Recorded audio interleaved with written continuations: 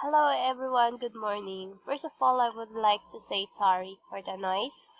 It's morning here, so everyone is awake, even the chicken. So let's start. Today I'm gonna teach you how to delete your video from your YouTube channel. So let's go to youtube.com, then always and never forget to always sign in. On your left side, click the hamburger menu, My Channel,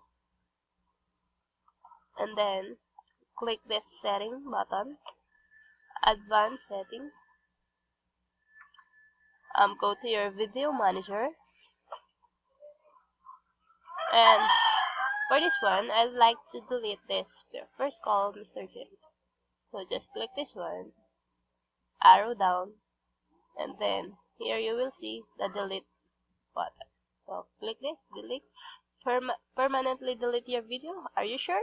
Okay, you can undo this. So let's delete. And it's done. We're done. That's all.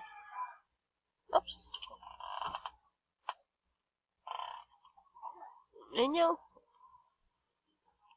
F5. Refresh. You will no longer see this. That's it. That's it for now, and goodbye.